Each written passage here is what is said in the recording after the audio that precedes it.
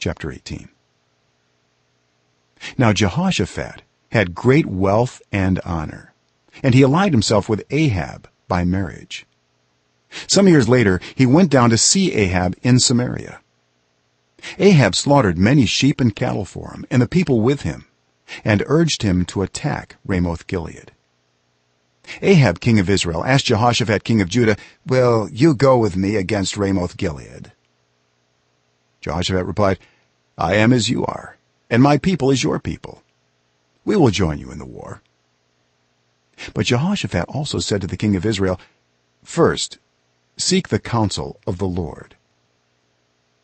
So the king of Israel brought together the prophets, 400 men, and asked them, "Shall we go to war against Ramoth-Gilead, or shall I not?" "Go," they answered, "for God will give it into the king's hand." But Jehoshaphat asked, "Is there no longer a prophet of the Lord here whom we can inquire of?" The king of Israel answered Jehoshaphat, "There is still one prophet through whom we can inquire of the Lord, but I hate him, because he never prophesies anything good about me, but always bad. He is Micaiah son of Imlah." "The king should not say such a thing," Jehoshaphat replied. So the king of Israel called one of his officials and said, "Bring Micaiah son of Imlah at once." Dressed in their royal robes, the king of Israel and Jehoshaphat king of Judah were sitting on their thrones at the threshing floor by the entrance of the gate of Samaria, with all the prophets prophesying before them.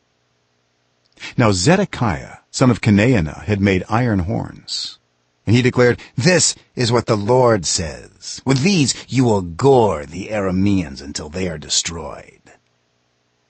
All the other prophets were prophesying the same thing. "Attack Ramoth-Gilead and be victorious," they said, "for the Lord will give it into the king's hand." The messenger who had gone to summon Micaiah said to him, "Look, the other prophets without exception are predicting success for the king. Let your word agree with theirs and speak favorably." But Micaiah said, "As surely as the Lord lives, I can tell him only what my God says." When he arrived, the king asked him, "Micaiah, shall we go to war against Ramoth-Gilead, or shall I not?" "Attack and be victorious," he answered, "for they will be given into your hand." The king said to him, "How many times must I make you swear to tell me nothing but the truth in the name of the Lord?" Then Micaiah answered, "I saw all Israel scattered on the hills like sheep without a shepherd. And the Lord said, 'These people have no master. Let each one go home in peace.'" The king of Israel said to Jehoshaphat, "Didn't I tell you that he never prophesies anything good about me but only bad?" Micaiah continued, "Therefore hear the word of the Lord. I saw the Lord sitting on his throne with all the multitudes of heaven standing on his right and on his left. And the Lord said, 'Who will entice Ahab king of Israel into attacking Ramoth-Gilead and going to his death there?' One suggested this and another that. Finally a spirit came forward, stood before the Lord, and said, 'I will entice him.' 'By what means?' the Lord asked. 'I will go and be a deceiving spirit in the mouths of all his prophets,' he said. 'You will succeed in enticing him,' said the Lord. 'Go and do it.' So now the Lord has put a deceiving spirit in the mouths of these prophets of yours. The Lord has decreed disaster for you." Then Zedekiah son of Kenaanah went up and slapped Micaiah in the face. "Which way did the spirit from the Lord go when he went from me to speak to you?" he asked. Micaiah replied, "You will find out on the day you go to hide in an inner room." The king of Israel then ordered, "Take Micaiah and send him back to Ammon the ruler of the city and to Joash the king's son, and say, 'This is what the king says. Put this fellow in prison and give him nothing but bread and water until I return safely.'"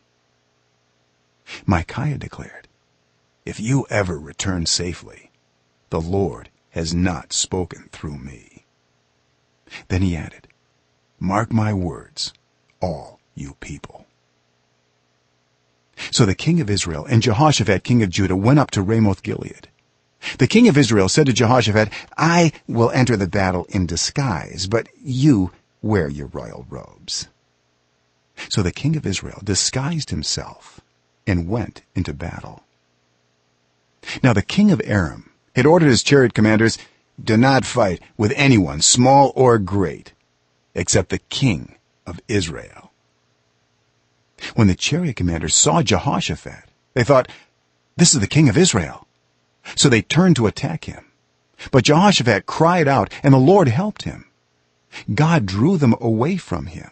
For when the chariot commanders saw that he was not the king of Israel, they stopped pursuing him. But someone drew his bow at random and hit the king of Israel between the breastplate and the scale armor. The king told the chariot driver, wheel around and get me out of the fighting. I've been wounded. All day long the battle raged, and the king of Israel propped himself up in his chariot facing the Arameans until evening. Then at sunset he died.